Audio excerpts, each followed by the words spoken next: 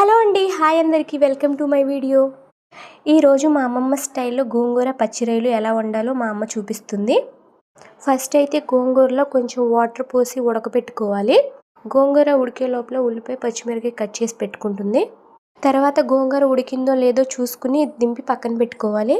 Next గిన్నె పెట్టుకుని oil పోసుకోవాలి. ఆయిల్ హీట్ అయిన తర్వాత ఉల్లిపాయ పచ్చిమిరపకాయ వేసి కొంచెం సాల్ట్ వేసి తిప్పుకోవాలి. ఇక్కడైతే మా అమ్మ గోంగూరని మెత్తగా మెదుపుతుంది. నెక్స్ట్ ఉల్లిపాయలు వేగిన తర్వాత పచ్చి రొయ్యల్ని ఆ ఉల్లిపాయల్లో వేసుకుని తిప్పుకోవాలి. రొయ్యలు ఒక 5 minutes వేగిన తర్వాత పసుపు కారం వేసుకుని తిప్పుకోవాలి. తర్వాత ఒక 1/2 లీటర్కి వాటర్ పోసి మూత పెట్టేయాలి. కూర ఉడికేటప్పుడు మధ్య మధ్యలో తిప్పుకుంటూ ఉండాలి, లేకపోతే అడుగంటిపోతుంది. వాటర్ అంతా ఎగిరిపోయి ఆయిల్ పైకి తేలినప్పుడు ముందుగా రుబ్బి పెట్టుకున్న గోంగూరను అయితే దానిలో కలిపేయాలి. ఒక 5 minutes అయితే మూతకు పెట్టేసి ఉడకనివ్వాలి.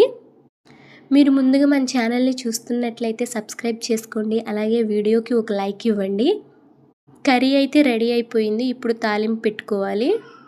తాలింపు కోసం ఒక గిన్నె పెట్టుకుని ఆయిల్ పోసుకుని తాలింపు దినుసులన్నీ వేసుకోవాలి. అవి వేగిన తర్వాత కరివేపాకు వేసుకుని ముందుగా ప్రిపేర్ చేసుకున్న కర్రీని దానిలో కలిపేయాలి. అంతే అండి, ప్రాసెస్ చాలా సింపుల్గా ఉంటుంది. Okay, bye.